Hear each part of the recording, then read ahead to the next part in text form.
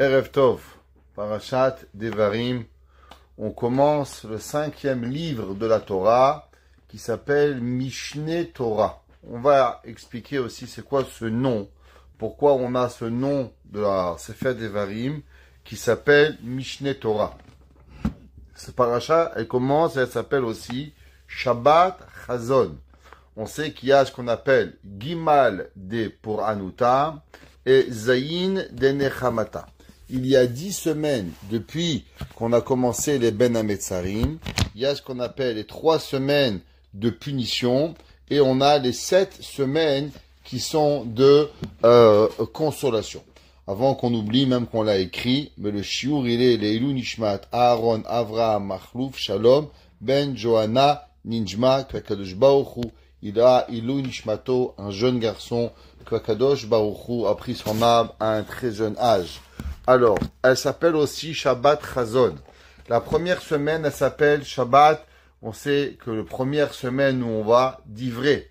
La deuxième, Shim'ou. La troisième, Chazon. C'est marqué dans les Sfarim. On sait que principalement la personne, elle fait des avérotes avec 3 choses. Avec sa bouche, avec ses oreilles et avec ses yeux. C'est pour ça que les 3 premières semaines, la première, ça commence d'ivrer Yirmiyahu. La première semaine, on doit faire attention à ce que l'on parle.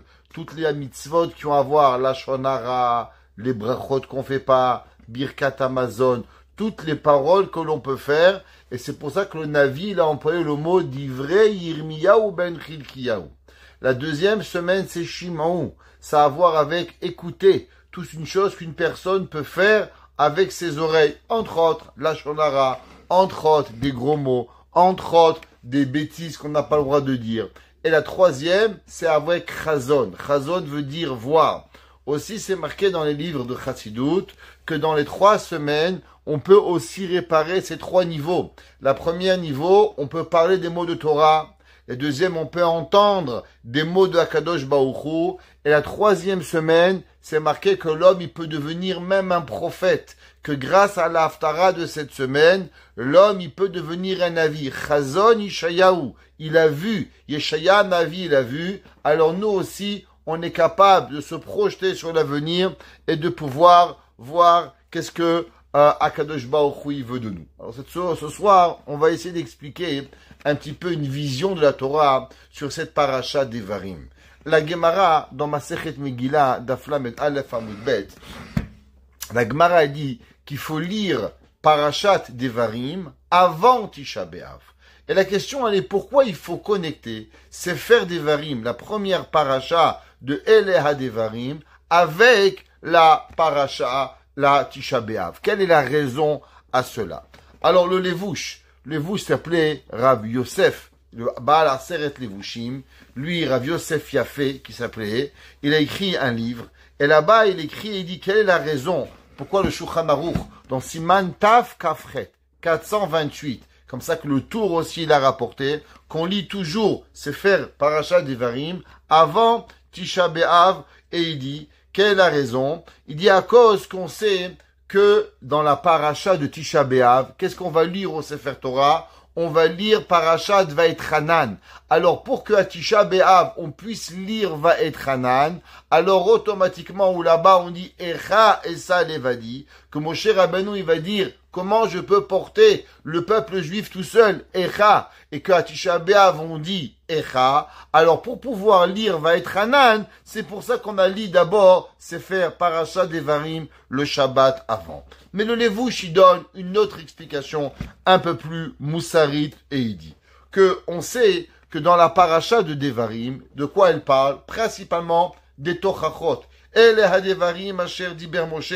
On sait que Moshe Rabbeinu, il va commencer à mentionner toutes les places où le peuple juif, il a fauté. Tout cela, pourquoi? Pour nous donner et nous donner des allusions par rapport à des endroits où Am Israël, ils ont fait des erreurs malheureusement, et Akadosh Baruch Hu, il va donner et il va faire une tochacha. Moshe Rabbeinu va faire une tochacha à Am Israël. Par exemple, Dizahav. La Gemara dit, qu'est-ce que c'est Dizahav? La Gemara dit, c'est pas une place, mais ça mentionne de l'or. L'or, c'est quoi? Mentionne Chata Egel, pour nous apprendre que c'est arrivé à Chataegel. J'aimerais souhaiter une réfoua chez les mains à un monsieur, Yitzhak. Je vois qu'il est à l'hôpital. Alors, il est avec l'oxygène. Ça nous fait beaucoup de peine de voir ça. On lui souhaite réfoua chez les mains, que Kadosh Baruch Hu lui donne une longue et une bonne santé, Be'ezrat Hashem. Réfoua chez les mains, Yitzhak, un ami de nombreuses années, qu'Hashem te donne une très très très bonne santé. Alors, dis-le, Levouche, quelle est la raison pourquoi on dit Sefer Devarim, du fait que la Haftara de Chazon, elle parle de Tochachot, alors on a connecté Parashat Devarim avec Chazon à propos de la Parasha qui vient nous apprendre des Tochachot pour qu'on puisse connecter les remontrances avec la Tochacha de Yeshaya. Bien sûr, la Torah, elle a des millions d'explications et j'aimerais partager avec vous un enseignement du Bnei Issachar. En vérité, cet enseignement, comme on va le voir plus tard, il a commencé dans le Megalé Amukot. Megalé Amukot était un grand Mekoubal qui vivait à Cracovie au début du XVIIe siècle, aux années 1600, le Megalé Amukot. Et là-bas, le Bnei Issachar, il dit, quelle est la raison pourquoi on lit Sefer Devarim à la fin des 3 semaines dans Ben Hametzarim. Et il dit que vous savez combien il y a en tout des jours de Ben Hametzarim, pas 21 jours. Il y a 21 jours si nous comptons pas Tisha B'Av. Mais si vous comptez Shiva Asar Betamuz et Tisha B'Av, en tout ça vous donne combien? 22 jours. Et il dit, pourquoi il y a ces 22 jours? Il dit, si vous multipliez 22 fois 24, ça veut dire qu'on sait qu'il y a 24 heures par jour. Ça, on est tous d'accord. Alors, si on fait 22 fois 24, et ça nous donne 528. Et il dit, c'est quoi ce chiffre de 528 que nous avons? Il dit le Megalé Amukot que ça ressemble, ces 528 heures qu'il y a de jours de Ben Hametzarim qui sont une représentation des 528 chapitres qu'il y a dans Torah chez Béalpé. Vous savez que le Rambam, il écrit qu'il y a 61 Mishnayot, 61 traités de Mishnah dans Torah chez Béalpé, qui sont séparés par 6 traités, Zraïm, Moed, Nashim, Nezikim, Kochim, Taharot. Rabbi Yehuda Nassi, il a séparé les Mishnayot en 6 catégories. La première, Zraïm, toutes les halachot qui vont avoir avec tout ce qui pousse. Exemple, Brachot, PA, Maaser, Demai, Turumot, ça c'est Zraïm. Deuxième, Moed, tout ce qui a à voir avec les fêtes. Troisième, Nashim, Gemara Kiddushin, Gemara Gitin, Gemara Nedarim, Gemara Sota, tout ce qui a à voir avec les lois entre hommes et une femme. Quatrième, Nezikim, les dommages, Baba Kama, Baba Metzia, Baba Batra, Sanhedrin, Makot, toutes les halachot qui vont avoir avec le Bet Din s'appelle Nezikim. Kochim, tout ce qui a à voir avec Korbanot, et Taharot, toutes les lois de pureté et d'impureté. Nous dit le Bnei Issachar, combien il y a en tout de chapitres? Il y a en tout 528 chapitres, qui a même valeur numérique que les 22 jours, que nous multiplions par 24 jours. Par rapport à ça, nous avons exactement le même numéro. Et il dit, intéressant, que ce chiffre 528, c'est la même numérique que en hébreu le mot mafteach. Mafteach veut dire une clé. Dit le Megalé Amukot, c'est quoi la connexion entre ce chiffre 528 et le mot clé? Si on voit que la valeur numérique de la clé, elle est mafteach 528, elle doit bien ouvrir quelque chose, cette clé. Alors, qu'est-ce qu'elle ouvre, cette clé? Sur ça, il ramène le Midrash Rabbah. Le Bnei Issachar, dans Chodesh Tammuz et Av, il ramène le Midrash Rabbah. Et il dit le Midrash Rabbah, dans Vaikra Rabbah, la chose suivante. En kol hageluyot alelu mitkanesot. Il dit, tu sais quand est-ce que tous ces exils vont prendre fin une bonne fois et pour toutes? À quel moment? Ela bizrut mishnayot. Il dit, tu sais à quel moment tous les exils vont prendre fin? Seulement grâce aux Mishnayot. Intéressant.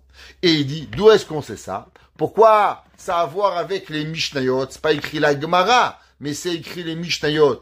Je vais ouvrir une parenthèse. Vous savez qu'il y a certains traités où il n'y a pas de Gemara. Exemple, si vous prenez le traité de Zraïm, vous savez que la Torah elle est séparée en 6, comme j'ai expliqué. Dans Zraïm, il n'y a de Mishnayot seulement et uniquement dans Brachot. Dans tout ce qui a le reste, P.A., Dema, Masrot, Trumot, il n'y a pas de Gemara. Donc il y a certains traités où il n'y a pas de Gemara, qu'il n'y a que de Mishnah. Taharot non plus, il n'existe pas de Gemara. Donc c'est pour ça que le Midrash il dit que l'exil, elle terminera et la Géoula prendra fin seulement quand et grâce à travers les Mishnayot. Et il dit pour ça, il ramène un verset dans Hoshea. Le Navi Hoshea il dit Gam ki yitnu bagoyim. Alors je vais traduire littéralement et après je vais expliquer comment le traduire à travers le Midrash. Il dit le Midrash, le Pasuk, Gam, aussi, qui yitnu, quand ils vont donner, bagoyim dans les nations, ata, alors, akabetsem, je vais les rassembler et je vais leur donner la Géoula. Alors vous savez qu'en hébreu et en araméen, il y a des lettres qui s'échangent. Par exemple, comment vous dites 3 en hébreu, vous dites shalosh. Comment vous dites 3 en araméen? C'est comme en arabe. Tlat. Le taf et le shin s'interversent en hébreu et en araméen. On dit ahad, 1. Comment on dit 2 en hébreu? Shnaim. Comment on dit en araméen? Tre. Comment on dit 3? Tlat. Tlat, c'est shalosh. Vous changez le taf en shin, ça fait tlat ou ça fait shalosh. Alors il dit le matnot kehuna. Il dit, qu'est-ce que ce verset, il dit, ki yitnu bagoyim. Que veut dire yitnu? Ils vont donner. Il dit, en vérité, c'est pas un mot yitnu, veut pas dire donner, c'est pas de l'hébreu, c'est de l'araméen. Et il dit, vous savez quoi, il faut changer du taf au shin. Alors, on va le lire maintenant, de la façon, si on la mettait en hébreu. Et il dit, gam ki yishnu, quand ils vont étudier bagoyim dans les nations, ata akabetsem, alors automatiquement, je vais les ramener. Qu'est-ce que ça veut dire? Que le passouk dans Hoshea, il dit, si le peuple juif, il veut être délivré, qu'est-ce qu'il doit faire? Eh ben, il doit étudier. Étudier quoi? Le mot shenu, il vient du mot Mishnah. Il vient nous apprendre que quoi? Que la Mishnah, c'est ça qui va nous sauver de pouvoir arriver. Nous apprendre que par le mérite des Mishnayot, c'est grâce à cela que l'homme il sera délivré. Intéressant, vous savez que le Beth Yosef, Rabbi Yosef Karo, il avait un malach, un ange du ciel qui venait lui apprendre. Il s'appelait le Magid Mesharim. Et le Magid Mesharim, il a dit, par quel mérite il est venu enseigner la Torah au Beth Yosef, à Rabbi Yosef Karo? Eh ben, grâce à l'étude de la Mishnah. Alors, il nous dit, le Bnei Issachar, que grâce à l'étude de la Mishnah, le peuple juif sera délivré des nations des Goïm. Le Bnei Issachar, il continue. Et pour comprendre cela, il enseigne, vous savez, que on dit qu'au moment où le peuple juif, il est allé en exil, alors qui c'est qui est parti en exil avec nous? Eh ben, la Shrina. La présence divine, elle est aussi partie avec nous en exil. On sait comment elle s'appelle la Torah orale. Eh ben, la Torah orale, elle a un nom. Et elle s'appelle aussi la Shrina. La Shrina, elle s'appelle la Torah orale. D'où est-ce qu'on sait ça? Eh ben, c'est marqué dans le Tikkun Zohar. Le Tikkun Zohar, c'était un livre qui a été écrit par Rabbi Shimon Bar Yochai. Vous regarderez dans le Hagdama, la préface 17 de Rabbi Shimon Bar Yochai. Et là-bas, il dit, Malchut Pe, Torah Shebe Alpe Karinanle. Il dit Rabbi Shimon Bar Yochai, Malchut Pe. Tu sais comment elle s'appelle la reine? La Malchut, ce qui est en langage kabbalistique, la reine représente la Shrina. Il dit Malchut Pe, le règne de la bouche, Torah Shebe'al Pe. On voit que Rabbi Shimon ben Yochai, il appelle la Shrina, comment il appelle? Il appelle Torah Shebe'al Pe. Et on sait que comment la Gemara nous enseigne que quand l'homme il étudie la Torah, alors il mérite d'avoir la présence divine. La Gemara dans Masechet Berachot, Daf Vav, page 6a, la Gemara dit que même si un homme, il étudie la Torah tout seul, alors il mérite d'être en connexion avec qui? Avec la Shekhinah. C'est pour ça que même quand on est tout seul, alors si on veut sortir de l'exil, qu'est-ce qu'on doit faire? On doit être connecté avec la Shekhinah. La Gemara dans Masechet Megillah, page 29a, la Gemara dit comme ça. Tanya Rabbi Shimon ben Yochai. Il enseigne Rabbi Shimon ben Yochai. Beau, viens, ouré et regarde. Comment ils sont aimés, ils sont chéris, le peuple juif devant HaKadosh Baruch Hu. Shekol makom shegalu shechina imahem. Qu'à chaque endroit où ils sont partis en exil, nous dit Rabbi Shimon ben Yochai, la présence divine, elle est partie avec eux. Ils sont allés en Égypte, la Shrina, elle est partie. Ils sont allés en Bavel, la Shrina est partie avec eux. Et il dit, Ve'av keshe'en atidin et Igael. Et même au moment où ils vont arriver ils vont être délivrés, alors la Shrina, elle sera avec eux. Comme c'est marqué dans le Passouk, dans Devarim, à la fin de Sefer Devarim, le Passouk qui dit, Veshav Hashem Elokecha et Shevutecha, Yakadosh Baruch Hu, il va te ramener. Et la Gemara dit que c'est marqué, Veshav, il va revenir. La Gemara, c'est pas marqué Veheshiv, et il te ramènera. Et la Gemara, il dit Rabbi Shimon ben Yochai, de là nous apprenons que même Kaviachol, Akadosh Baruch Hu lui-même, il est en exil au moment où il est avec nous. Qu'est-ce que ça veut dire? Ça veut dire que la personne, pour pouvoir s'en sortir, il n'y a qu'une seule façon de donner du plaisir à Akadosh Baruch Hu. La façon de donner du plaisir à Dieu, c'est au moment où la personne, il est avec Hachem. Comment l'homme, il est avec Akadosh Baruch Hu? À travers l'étude de Torah chez Béalpé, l'étude de la Torah orale, qui est la Mishnah, commentée aujourd'hui par la Gemara, mais la base de la Torah chez Béalpé, c'est la Mishnah. Au moment où il fait ce plaisir avec Akadosh Baruch Hu, alors si durant les 22 jours de Ben Hametzarim, alors il étudie les 528 heures qui sont par rapport aux 528 chapitres de la Mishnah, alors c'est pour ça qu'il peut s'en sortir de la galoute. Ça veut dire que pourquoi on a eu 22 jours? Pour se rappeler en constance. Écoute bien, mes enfants. Apprends Torah chez Béalpé, qui sont 528 chapitres, et chaque chapitre correspond à 1 heure de la Torah qui va être donnée. Si tu étudies ces 528 chapitres, alors tu sortiras de l'exil. Vous savez, la Gemara dans Masechet Nedarim. La Gemara dans Nedarim P-Aleph 81. La Gemara, elle enseigne Amar Rav Yehuda Amarav. Rav Yehuda était la 2e génération des Amoraïm. Il y avait Rabbi. Rabbi Yehuda Anassi avait un élève qui s'appelait Rav. Rav avait un élève qui s'appelait Rav Yehuda. On est à la 2e génération, au 3e siècle. Amar Rav Yehuda Amarav. La Gemara dit, c'est marqué dans le Passouk dans Yirmiya. La Gemara va commenter le verset dans Yirmiya dans le chapitre 9, verset 11. Et la Gemara dit comme ça. Mi'a'ish echacham ve'yaven et zot. Le Passouk dans Yirmiya, il dit qui est l'homme intelligent et qui va comprendre cela. Va asher diber pi Hashem elav.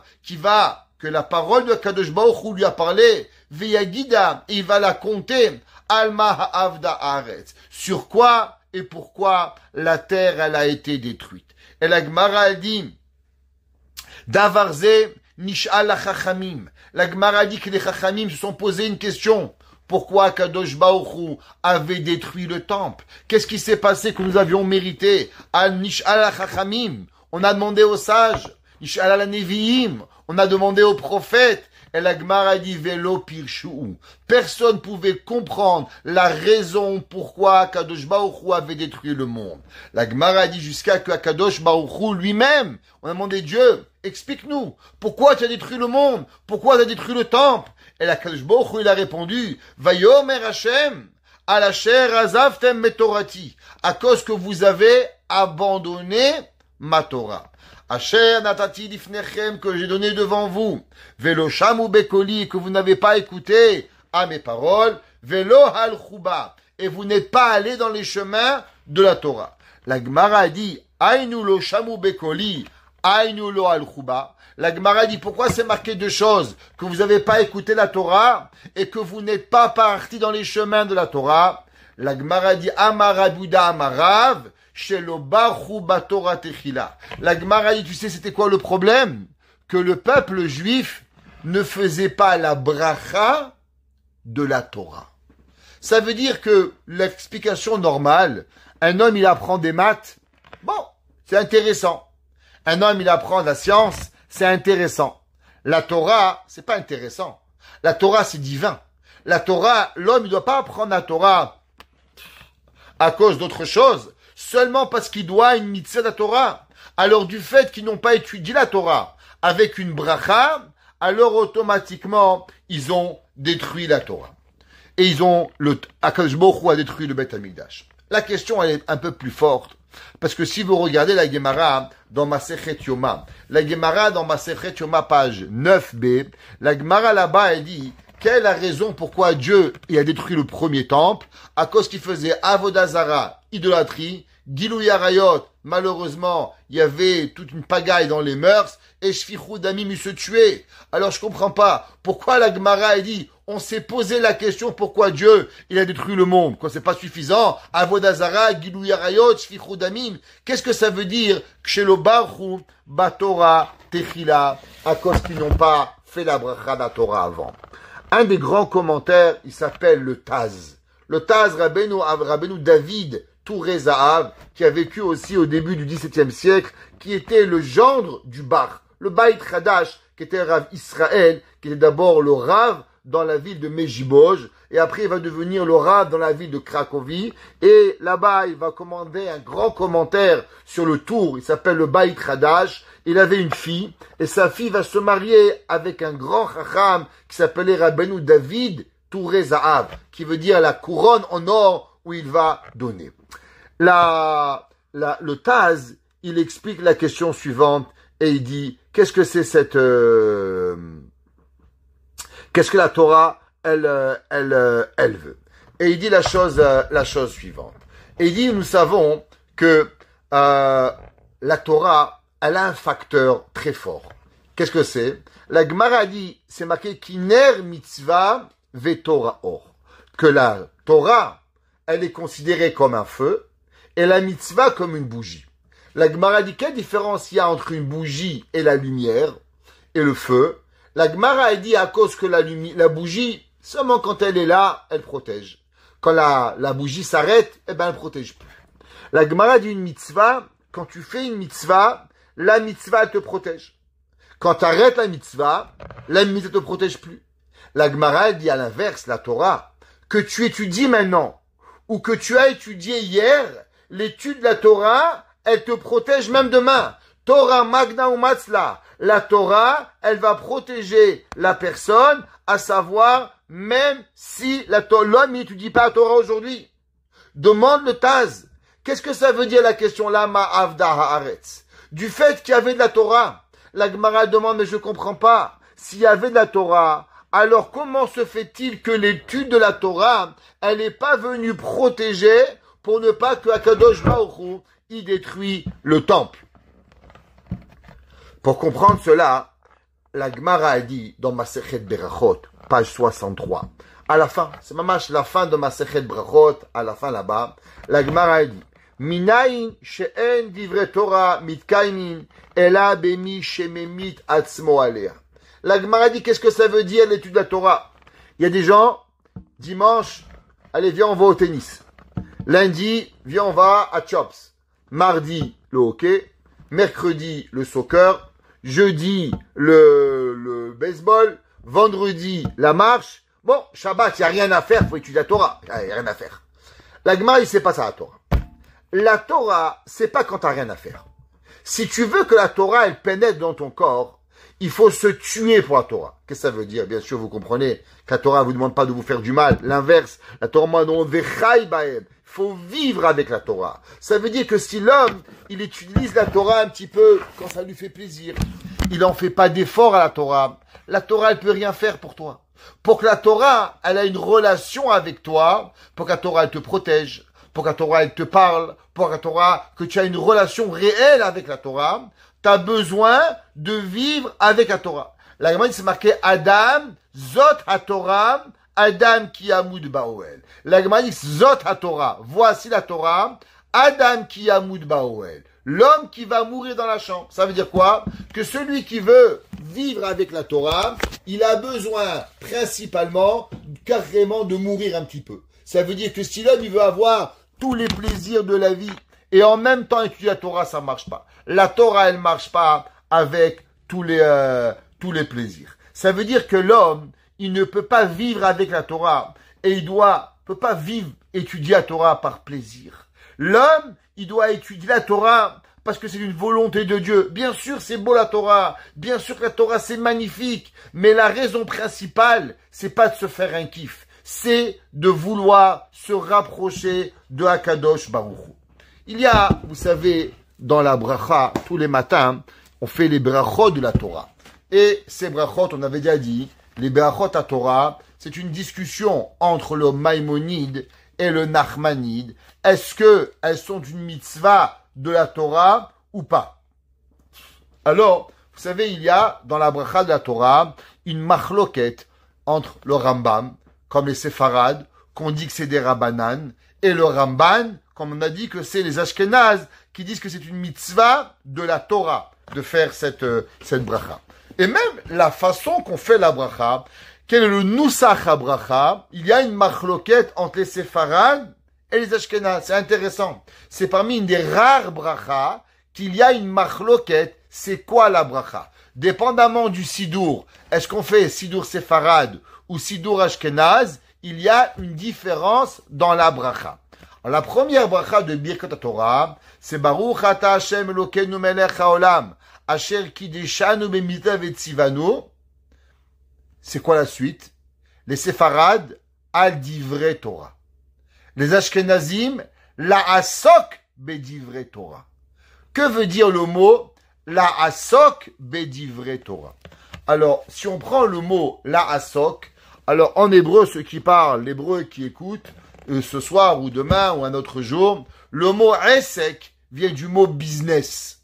Qu'est-ce que ça veut dire business? Ça veut dire que la Torah, elle doit être comme un business. Un homme qui s'y va, il rentre au travail à 10h, à 10h30, il parle avec sa femme, à 11h moins quart, il va acheter un café, à midi, il parle à sa mère, à 2h, il parle à son frère, à 3h, il va manger un lunch. D'après vous, combien de temps il va durer pour avoir son travail, celui-là? Mesquine, dans 6 mois, il a fait faillite et je suis gentil. Un gars, pour qu'il ait un magasin, qu'il ait un travail, 8h du matin, tu arrives à 9h, tu travailles, à 1h, vite, tu prépares, t'as un lunch si t'es un employé. Les patrons, pas de lunch. À quelle heure tu finis le patron? Il n'y a pas de fini. On finit quand on doit partir. Les clients, ils sortent, le patron, il reste le dernier. Pourquoi? Parce qu'il vit la Torah, parce qu'il vit son business. Il sait que chaque dollar, chaque minute, de l'argent perdu. Faut payer le loyer, faut payer l'assurance, faut payer la marchandise, faut payer ce qu'il y a à payer, on peut pas vivre. Eh ben, les Ashkenazim, ils ont incorporé dans la bracha la asok b'divrei Torah. Ils ont rajouté un mot. Pourquoi? Pour nous rappeler que la Torah, elle doit être vue pas comme un passe-temps quand tu as envie, entre deux publicités, tu regardes le rabbin, le cours de Torah, entre quand la pause de la première manche de tennis, en la deuxième manche de tennis, alors il y a un break, t'écoutes un petit peu de Torah, ou bien dans la mi-temps des Canadiens, ou la mi-temps de soccer ou de football, alors t'écoutes la Torah. Ça s'appelle pas vivre, ça s'appelle pas étudier. La Torah, c'est quoi? La asok ba Torah. Qu'est-ce que ça veut dire la asok? La asok, on va dire encore un petit peu. Il y a des gens, ils parlent de Torah. C'est bien. Qu'est-ce qu'il a dit le rabbin? Il faut faire Shabbat. Eh ben, c'est bien. Qu'est-ce que ça veut dire Shabbat? Qu'est-ce que ça veut dire Borer? Qu'est-ce que ça veut dire Bichoul? Qu'est-ce que ça veut dire Mehamer? Qu'est-ce que ça veut dire Coréa? Qu'est-ce que ça veut dire chaque chose? Comprendre chaque détail. Comment? Pourquoi? Parce que à chaque détail la Torah, il faut la comprendre. C'est ce qu'on appelle en hébreu du pilpoul. Que veut dire le mot pilpoul? Le mot pilpoul, il vient du mot pilpel. Pilpel veut dire un peu piquant, comme du poivre. Quand vous mangez quelque chose, c'est pas poivré, c'est pas très bon. Mais quand vous mettez du poivre, vous donnez du goût à la chose. Eh ben, pareil, la Torah, elle doit venir et elle doit se donner à la personne quand la personne veut comprendre les choses en profondeur. Qu'est-ce que ça veut dire mitzvah de Tisha B'Av? Pourquoi Tisha B'Av? Pourquoi 22 jours? Pourquoi 528 heures? Quel rapport les 528 heures? Chaque chose, il faut arriver à le comprendre pour pouvoir y arriver. Et dit le Midrash. Écoutez bien le Midrash dans Parashat Noach, le Midrash Tanchuma. Il dit dans Parashat Noach, le paragraphe 3, Hot Gimel. Il dit le Midrash Tanchuma, Shekol mi sheoev osher, tout celui qui aime la richesse, veta'anoug et les plaisirs, eno yachol lilmod Torah shebe'alpe. Il ne peut pas étudier la loi orale. Ça veut dire que la loi orale, elle a besoin d'un sacrifice personnel. L'homme, il peut pas avoir dans la Rolls-Royce, avec le gros cigare, les doigts de pied à l'air, ou dans la plage, avec la page de Gemara. Ça marche pas. La Torah, c'est pas ça. La Torah, ça demande une assiduité. Ça demande que toute ta volonté, elle soit avec Kadosh Baruch Hu. Les filles chez Eshbat Sa'ar Gadol. Il dit le Midrash, tu sais pourquoi? Parce que pour comprendre la Torah, ça demande beaucoup de difficultés. Et une chose, il dit le Midrash, une deuxième chose, pas beaucoup dormir. Celui qui lui faut dormir pendant 12 heures, pskin, il pourra pas comprendre la Torah. La Torah, ça demande de faire un sacrifice. Quel sacrifice? De pas dormir beaucoup. C'est marqué dans le Rabbeinu Yonah. Rabbeinu Yonah Michirondi, qui a vécu au XIIe siècle, qui habitait en Gironde, qui était en mariage avec le Ramban. La fille du Rabbeinu Yonah, elle a marié le Ramban, Nachmani, rappelez-vous, le grand Sharet Teshuvah Rabbeinu Yonah. Il a écrit un pirouche sur la Gemara dans Masechet Berachot. Et Rabbeinu Yonah, dans la Gemara dans Masechet Berachot, Daf He, Amud Bet. Et il dit, la asot bedivre Torah. Et il dit, on sait qu'il y a 3 brachot. La première, c'est la asot bedivre Torah. Et la deuxième, c'est Asher bacharbanu mikol ha'amim venatan anu et Torato. Il dit le Rabbeinu Yonah, c'est quoi ces 2 brachot, la asot bedivre Torah et Asher bacharbanu? Il dit la première bracha, la asot bedivre Torah, elle parle de Torah shebe'alpe. Et Asher bacharbanu, de quoi elle parle? Elle parle de Torah shebirtav. Et intéressant. Généralement, on fait toujours précéder Torah shebirtav avant Torah shebe'alpe. Pourquoi dans les brachot de la Torah, le Rabbeinu Yonah, il a dit que d'abord, on a fait la bracha sur Torah shebe'alpe et après, on fait la bracha sur Torah shebirtav. Pour comprendre cela, alors, on vient de faire dans la Gemara dans Gitin, la Gemara on vient de faire dans Dafayumi, Daf Samech Hamud Bet, la Gemara a dit, lo karat akadosh baruchu berit im Israël. Akadosh baruchu n'a pas créé une alliance avec le peuple juif, et là bishvil Torah shebe'alpe, seulement pour la Torah orale. Ça veut dire quoi? Les nations du monde, les musulmans, ils ont aussi pris des versets dans le Coran qu'ils ont ramené, Ishmaël ou je sais pas quoi, et ils ont fait là-bas une tchoukchouka. C'est pas grave, c'est une tchoukchouka quand même. Ok? Les chrétiens, ils ont pris aussi dans l'Ancien Testament des trucs qui leur plaisaient, ils ont fabriqué quelque chose. Ouais? Mais ça les a pas rendu une nation. Qu'est-ce qui a rendu que Israël, il est resté Israël? Qu'est-ce qui a fait de nous que nous sommes devenus Behemet, véritablement la nation choisie d'Akadosh Baruch Hu? Parce que nous sommes les seuls à être la nation du livre. Les livres qui sont là sont seulement une goutte d'eau dans le monde par rapport à quoi? Par rapport à Torah shebe'alpe. Et c'est pour ça qu'on dit que le principal de la Torah, c'est quoi? La principale difficulté, c'est dans la Torah orale, pas dans la Torah écrite. Et c'est pour ça que c'est marqué En kol agaluyot halelu mitknasot ela bisrut mishnayot. Ça veut dire qu'en vérité, la Torah, les exils ne quitteront seulement quand l'homme, il étudiera la Mishnah. On a dit au début qu'il y a combien de chapitres? 528 chapitres. Par rapport aux 528 heures de Shiva Sabetamouz jusqu'à Tisha B'Av. Le seul problème, c'est que vous m'avez tous cru. C'est bien, Baruch Hashem. Vous avez une grande émouna. Il n'y a pas un d'entre vous qui est parti compter. Mais si vous alliez compter, vous verrez qu'il n'y a pas 528 Perakim. Si vous allez compter, il y a combien? 523 Prakim. Et il manque 5 Prakim. 5 Prakim. Le Béné Issachar lui-même, il dit, d'où j'ai inventé le chiffre de 528? Je l'ai lu dans le Mégalé Amoukot, que le Mégalé Amoukot, il est Behemet, un grand. Tout ce qu'il dit, c'est des paroles de Alpi Kabbalah. Alors je te l'ai dit. Il dit, mais si tu regardes dans le Rambam, il écrit dans la Hakdama, dans Masechet Bikurim. Et là-bas, le Rambam, il dit la chose suivante. Vehayu mispar kol ha-masertot. Le Rambam, il dit dans la Mishnah, dans l'Akdama, et il dit, regarde, on sait faire Zeraïm, et comme ça que Behemet s'est ramené dans le Meserot Hachatz, dans Masechet Bikurim, il dit, Vehayu mispar kol masertot. Combien il va y avoir de traités de Mishnayot dans le Talmud? Shishim ve'achat, 61. Et le Rambam, il dit, Uprakim, et combien il y a de chapitres? Chamesh me'od ve'shlosha ve'esrim, 523. Dit le Bnei Issachar, c'est beau tout ce qu'on a dit, que la galoute, elle représente les 528 heures, et c'est pour ça qu'il faut étudier. Et dit, mais mon coco, tu t'es trompé. Il n'y a pas 528, il n'y en a que 523. Comment tu t'arranges avec 5 chapitres en moins? Alors le Bnei Issachar, il dit, c'est vrai, il y a 523, et on est obligé d'arriver à un chiffre de 528. Et il dit, pourquoi 528? À cause que le Mégalé Amoukot, il a dit 528. Et le Mégalé Amoukot, c'était un Mekoubal incroyable. Alors il doit avoir raison. Il dit le Bnei Issachar, tu sais, il y a 5 fois dans la Gemara, dans la Mishnah, où on a rapporté des enseignements d'une Braïta. C'est quoi une Braïta?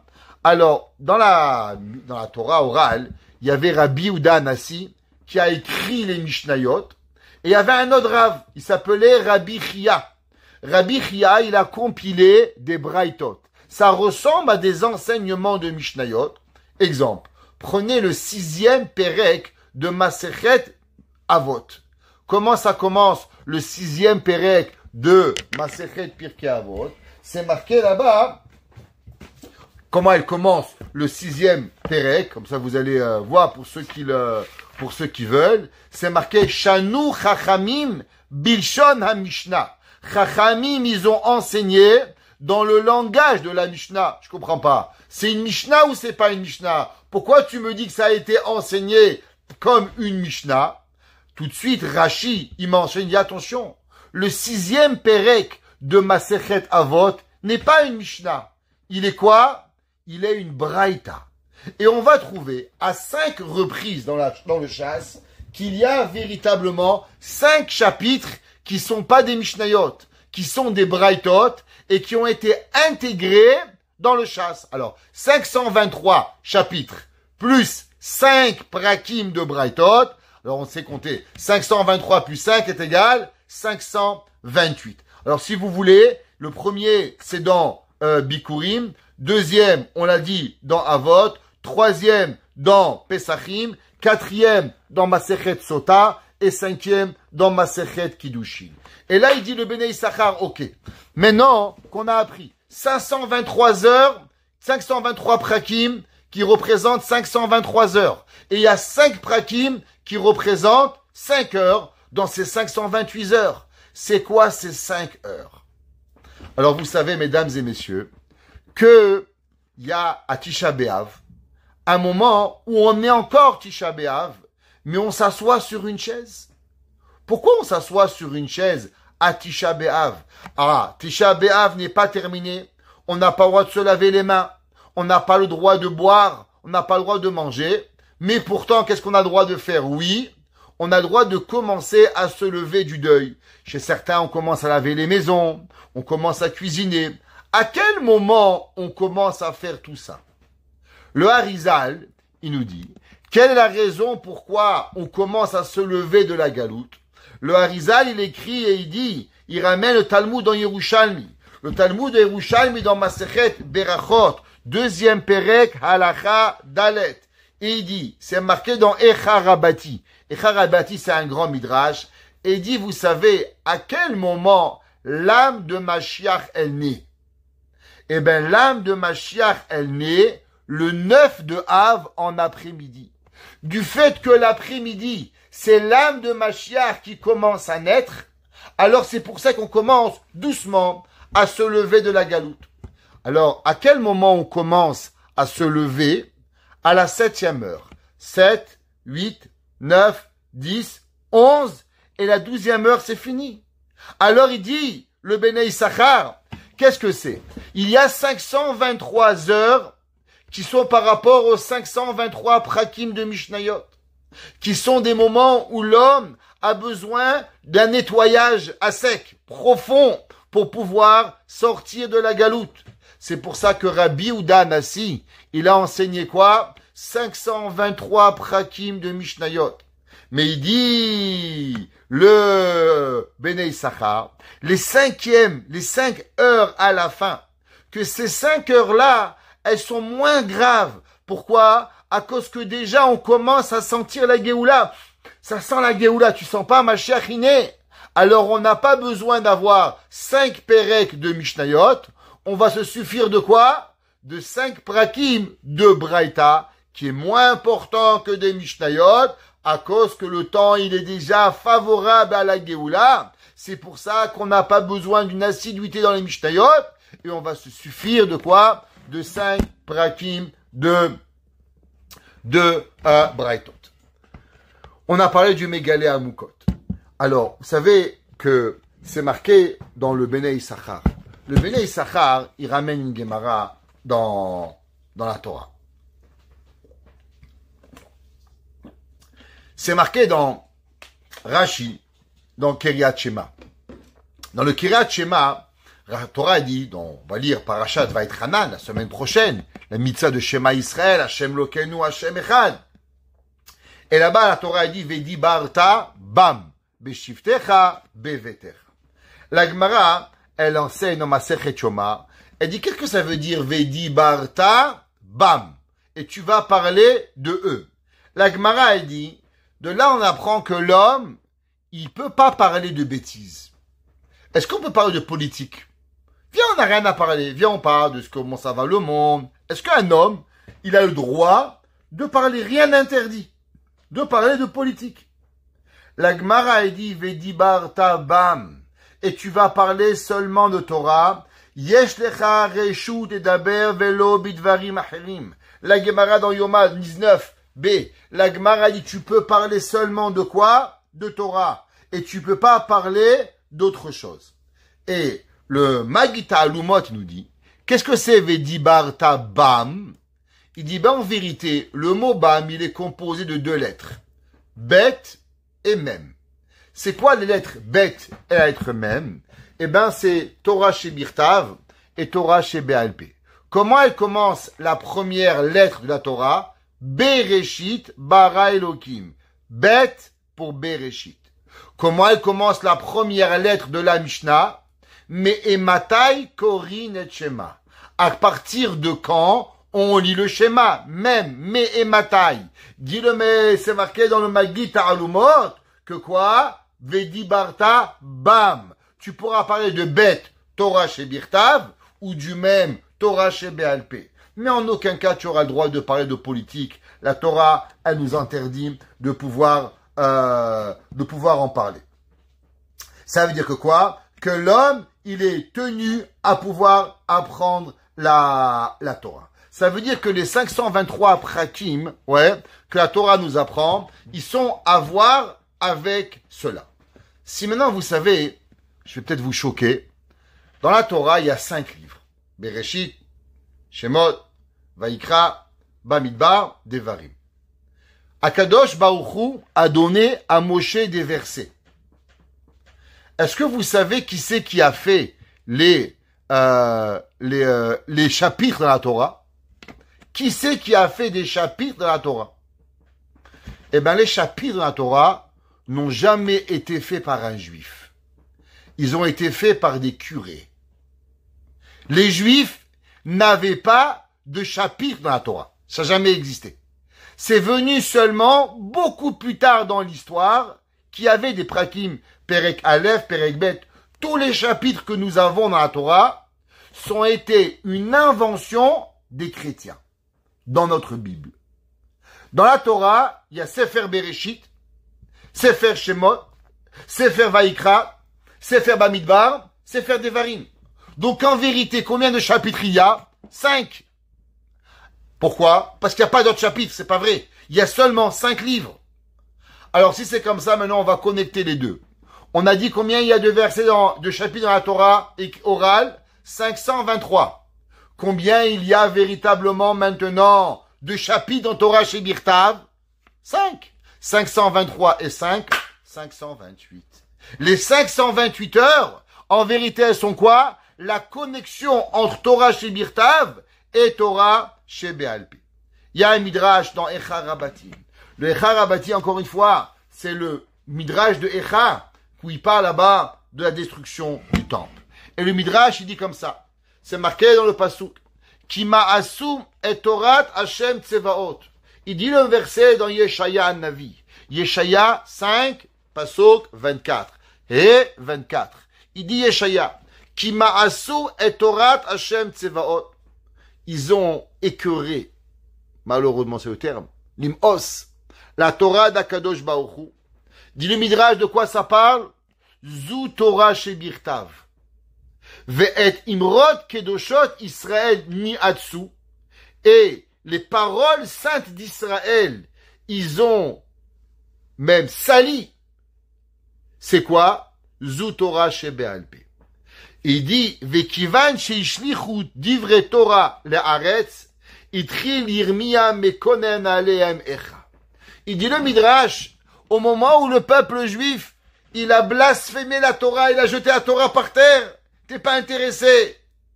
C'est là que Echa a dit, Echa yashva badad.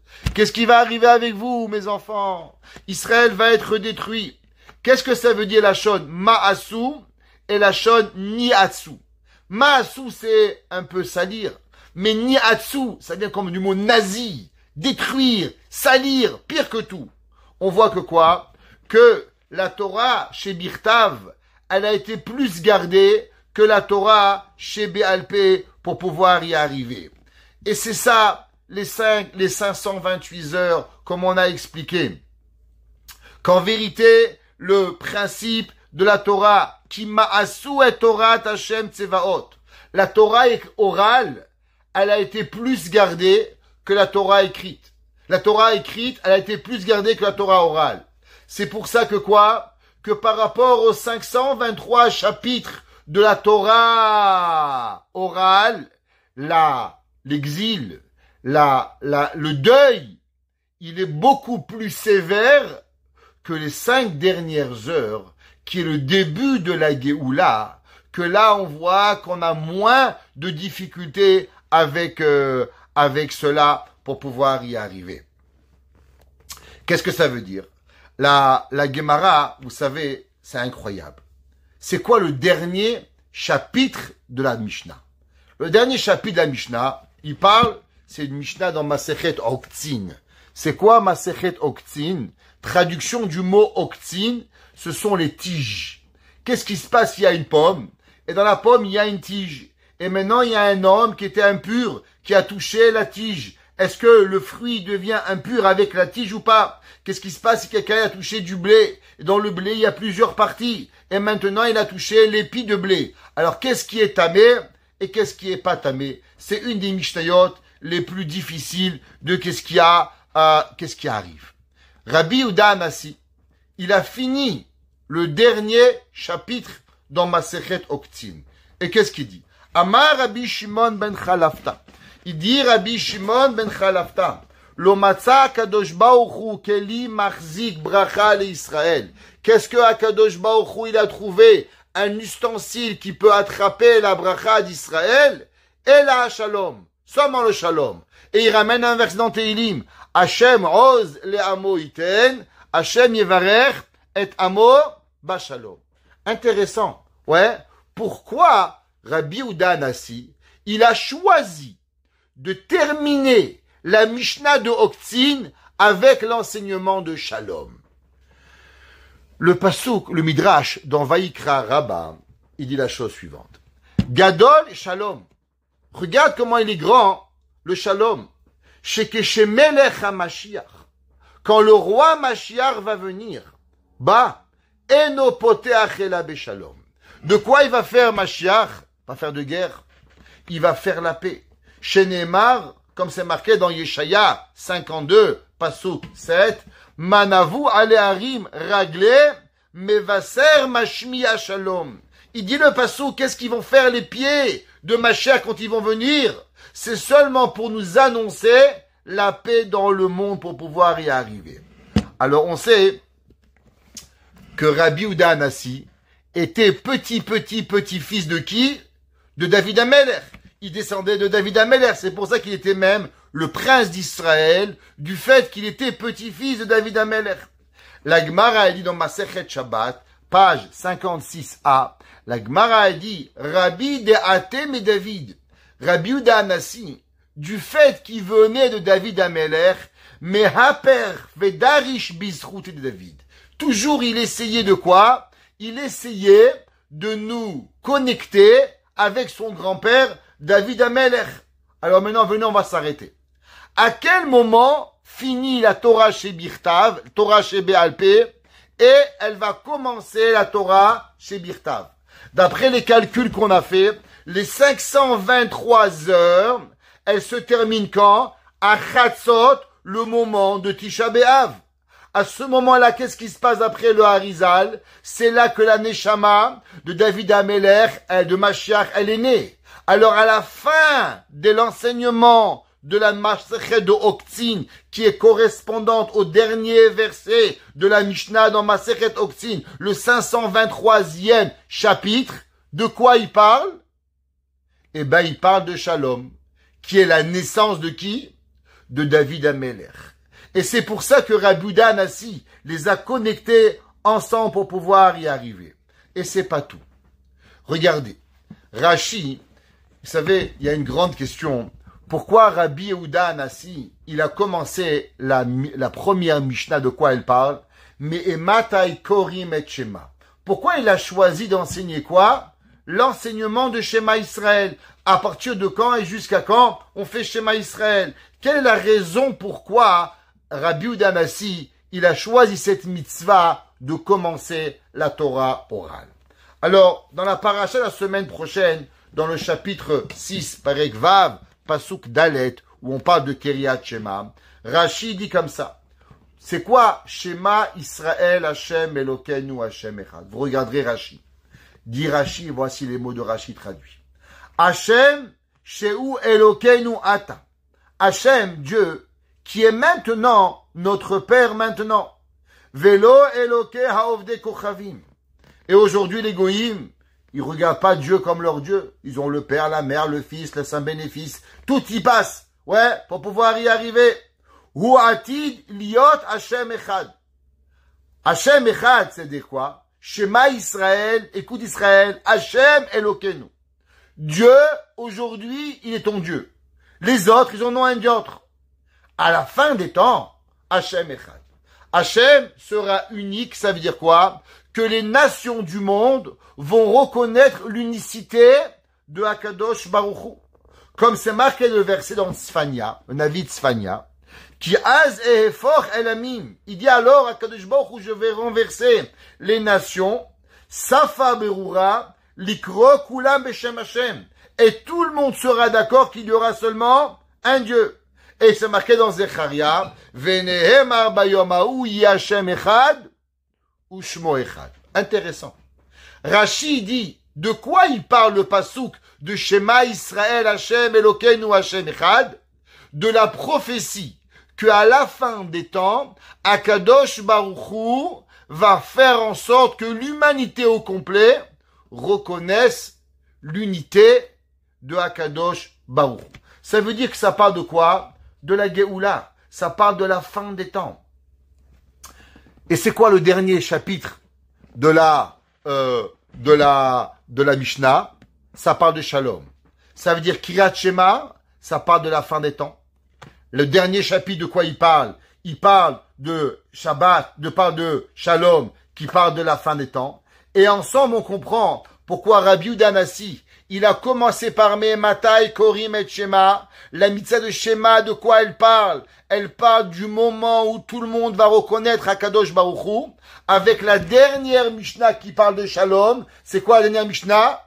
Eh bien, la mission de Shalom, c'est ce que Mashiach il va faire en déclarant la paix universelle dans le monde pour pouvoir y arriver. Maintenant, vous savez, on a dit au début du cours, c'est quoi Sefer Devarim? Pourquoi il a ce titre Mishneh Torah? Alors, vous savez, on a déjà toujours parlé que dans la vie, il y a deux choses. Il y a un et il y a deux. Et entre le 1 et le 2, qu'est-ce qu'il y a? Il y a toujours quelque chose qui passe du 1 au 2. Ça veut dire qu'on passe pas de 1 à 2 tout de suite. Il y a domaine, tsomeach. Mais entre le domaine et le tsomeach, entre l'inerte et le pouce, qu'est-ce qu'il y a? Il y a quelque chose. On avait parlé des sables mouvants, vous vous rappelez? Entre le tsomeach et le chai, il y a les herbes, il y a les plantes carnivores. C'est une plante, mais elle est un peu vivante. Alors elle s'appelle le memutsa. Entre l'homme et l'animal, qu'est-ce qu'il y a? Il y a le singe qui fait la passe entre les deux. Eh bien, pareil. Bereshit Shemot Vaikra Bamidbar Torah Shebirtav. Il y a une question. C'est quoi Sefer Devarim? Est-ce que Sefer Devarim appartient à la Torah orale? Ou bien Sefer Devarim appartient à la Torah écrite? Alors, c'est marqué dans le Rav Tzadok HaKohen. Rav Tzadok de Lublin, qui a vécu au milieu du 19e siècle, Rav Tzadok, qui est à la ville de Lublin. Et là-bas, il dit qu'en vérité, Sefer Devarim, malgré qu'il est quelque part Torah écrite, mais il a aussi un pouvoir de Torah orale. Et il dit pourquoi? Il ramène une Gemara. La Gemara dit quelle est la différence il y a entre les malédictions de Parashat Bechukotai et les malédictions de Parashat Kitavo. Pourquoi elles sont pas mentionnées pareillement? Et la Gemara a dit, tu sais pourquoi? À cause que les malédictions de Parashat Kitavo, c'est Moshe lui-même qui les a enseignées. Qu'est-ce que ça veut dire que Moshe Rabbeinu les a enseignées? Quoi? Le reste, c'est pas la Torah qui l'a enseigné. Rashi dit la chose suivante. Rashi dit, qu'est-ce que ça veut dire? Mipi Moshe, Moshe mipi Gvura Amran. Il dit Rashi que Torah, Bereshit, Shemot, Vaikra, Bamidbar, Moshe était un messager d'Akadosh Baruch Hu. C'est pour ça que c'est marqué Venatati, Vifkati, Veshalachti. Moshe Rabbeinu, il parle comme si qu'il était Dieu pour pouvoir. Mais dans Sefer Devarim, c'est marqué Yidbak Hashem Becha. Hashem, il va te donner. Qu'est-ce que ça veut dire? Ça veut dire que Moshe, il les a dit Alpi Ruach HaKodesh. Le Gaon de Vina, il ramène, c'est marqué dans le Sefer du Magi de Douvna. Le Magi de Douvna, qui était le Talmid du Gaon de Vina, il dit la chose suivante. Il dit, j'ai pas compris cette histoire entre Bereshit, Shemot, Vaikra, Bamidbar et Sefer Devarim. Est-ce que c'est Torah chez Birtav ou c'est Torah chez Be'alpé? Comment ça fonctionne? Dit le Magi de Douvna qu'il a demandé au Gaon. Et le Gaon, il lui a dit, regarde, il y a deux façons d'avoir la Torah. Les 4 premiers livres, Moshe Rabbeinu, il était Kaviachol, il parlait, mais c'était pas lui qui parlait. De sa voix, il y avait Akadosh Baruch Hu qui sortait. Le peuple juif, il pouvait voir clairement que c'était pas Moshe qui parlait. C'était la Shrina, la présence divine, qui parlait dans les cordes vocales de Moshe Rabbeinu. Instantanément. Le 5e livre, Sefer Devarim, Hachem parlait à Moshe, par exemple, à 2 heures du matin, à 4 heures de l'après-midi, je sais pas, je donne un exemple, ouais. Et après cela, Moshe Rabbeinu parlait au peuple juif. Ça veut dire que c'était pas en direct. Ça veut dire le concept du live, du direct et de la rediffusion, c'est pas Zoom qui l'a inventé. C'est pas les nouvelles TF1 qui l'a inventé. C'est Moshe Rabbeinu. Moshe Rabbeinu avait 2 Torahs. Il y a eu la Torah en live, Bereshit, Shemot, Vaikra, Bamidbar. Akadosh Baruch Hu parlait dans Moshe Rabbeinu. Et le peuple juif entendait la voix de Dieu dans Moshe Rabbeinu. C'était du live. Après, on avait de la rediffusion. Sefer Devarim. Hachem parlait à Moshe. Et Moshe répétait ce que Akadosh Baruch Hu lui a dit. Quelle différence? Il dit le Gaon de Vina, c'est pas le même niveau. c'est le début de Torah chez Béal Pé. C'est pour ça que ça s'appelle Mishneh Torah. Que veut dire le mot Mishneh? Il dit, le mot Mishneh, ça vient de mot Shnaim. Ça veut dire qu'en vérité, la Torah, Sefer Devarim, il a deux fonctions. Il a la fonction de Torah chez Birtav, et il a aussi la fonction de quoi? De Torah chez Béal Pé. Ça veut dire qu'en vérité, c'est le passage de la Torah chez Birtav à la Torah chez Béal Pé, comme on a toujours expliqué, qu'il y a un qui fait passer l'un avec l'autre. Bereshit, Shemot, Vaikra, Bamidbar, Kulo Torah chez Birtav. Sefer Devarim, c'est quoi? C'est le passage de Torah chez Birtav à Torah chez Béal Pé. Et c'est pour ça qu'avant Sefer Devarim, avant qu'on arrive à Tisha B'Av. C'est quoi Tisha B'Av? Tisha B'Av, en vérité, c'est la fin où on va terminer ce jour où il y a cet amalgame des deux Torotes, où on finit les 523 chapitres de Torah chez Birtav, et on entraîne, mais on donne à l'intérieur aussi, qu'est-ce qu'on a? On a aussi Torah chez Birtav et Torah chez Béal Pé. Et puisque Sefer Devarim, elle est cette ambiguïté, elle est en vérité cette juxtaposition de ces deux Torah, Torah chez Birtav, Torah chez Béal Pé, qui est aussi le jour de Tisha B'Av. Et c'est pour ça que le jour de Tisha B'Av, en après-midi, les 5 dernières heures, elles ne sont plus Torah chez Béal Pé, mais elles sont Torah chez Birtav. C'est pour ça qu'on se relève de la galoute. C'est pour ça qu'on commence à se lever du deuil. Pourquoi? Parce que le deuil n'est venu que à cause que nous avons abandonné Torah chez Béal Pé et pas Torah chez Birtav. C'est pour ça que les 5 dernières heures, elles sont beaucoup plus douces, comme dit le Harizal. Elles ont cette hamtakat adinim, elles ont cette douceur de la rigueur, à cause qu'en vérité, le peuple juif n'a jamais lâché Torah chez Birtav, et même s'il a lâché, c'est seulement Torah chez Birtav, chez Béal Pé. C'est pour ça que les heures de Tisha B'Av, les premières heures, elles sont beaucoup plus sévères qu'à la fin de venir et à la fin de Tisha B'Av. Ça veut dire que la réussite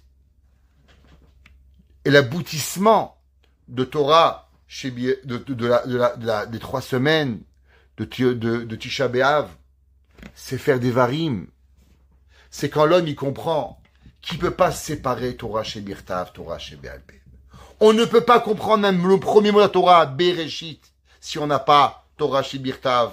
On ne peut pas comprendre les Enekol Israël. On ne peut pas comprendre c'est quoi Shema Israël, Hashem Elokeinu, Hashem Echad, si on met pas Torah chez Birtav et Torah chez Béal Pé. On doit avoir cette juxtaposition, cet amalgame de Torot qui doit vivre ensemble.